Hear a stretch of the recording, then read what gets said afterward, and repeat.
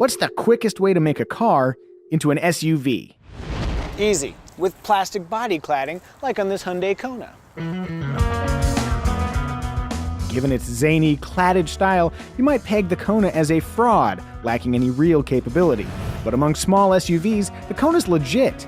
Naturally, front-wheel drive comes standard, but for $1,300 you can add all-wheel drive. That might seem like a prerequisite feature for crossover SUVs, but tell that to the front-drive-only Toyota CHR and Nissan Kicks.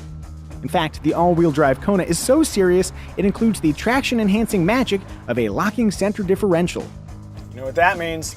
Let's scale the only dirt hill within 20 miles.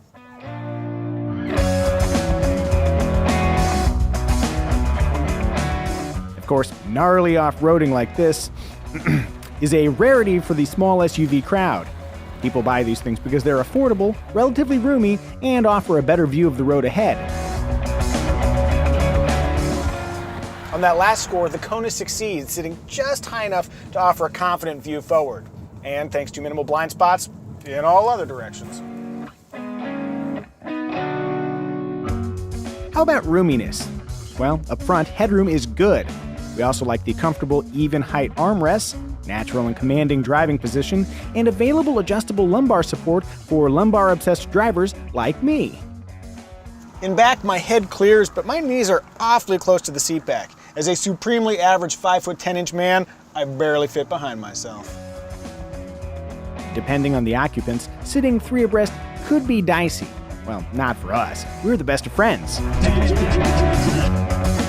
Cargo space lands at 19.2 cubic feet. That's larger than the Mazda CX-3, smaller than the Honda HR-V, and right in line with the Toyota CHR.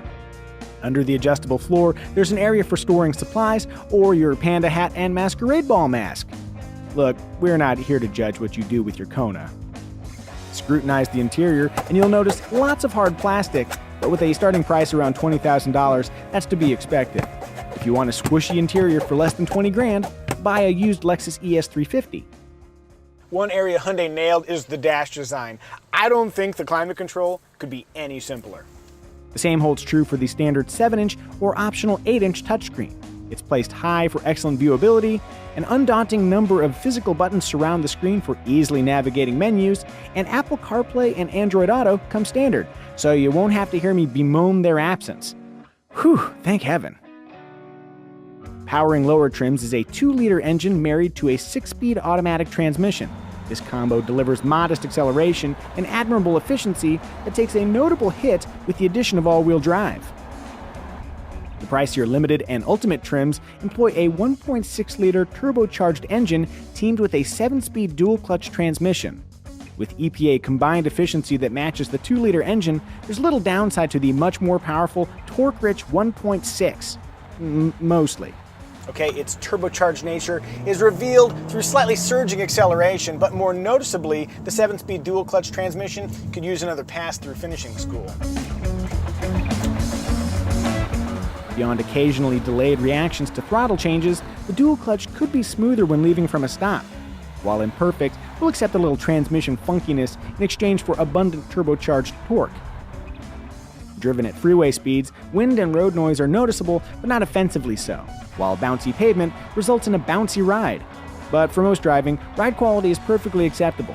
Note, all-wheel drive models ditch the front drive car's torsion beam rear axle for the superior ride and handling of an independent rear suspension.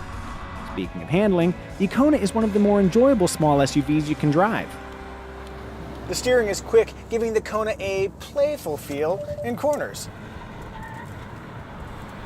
Engaging sport mode sharpens the throttle response, but it also needlessly heavies up the steering. So for best results, leave it in normal mode, and then if you want sharper throttle response, just stab the throttle really aggressively. That's how the pros do it. That's not how the pros do it. The base Kona SE trim includes essentials like cruise control and a backup camera with dynamic guidelines, but climb the trim ladder and you can add passive entry with push-button start, leather seats, a head-up display, wireless phone charging, and parking sensors that elevate the compact Kona's already strong parking abilities. Like many of its competitors, the Kona also offers a host of safety options. Things like blind spot warning, rear cross-traffic alerts, and forward collision warning with automatic braking abilities, but strangely, not dynamic cruise control. The Kona also offers lane departure warning and lane keeping assist, and as you'd hope, it works like you'd expect, warning you when you depart your lane and also steering you back in. Though I have noticed that at higher speeds, it tends to wander a bit on the freeway, unlike some of the steadier systems we've used.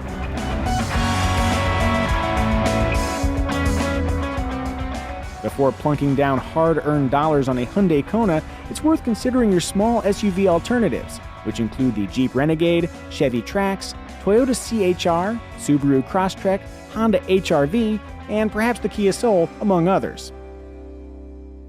The small SUV field is overgrown with choices, but if you want a fine-driving, comparatively capable SUV with polarizing style and you don't care about trivialities like rear passenger space, the Hyundai Kona is an excellent choice, body cladding and all.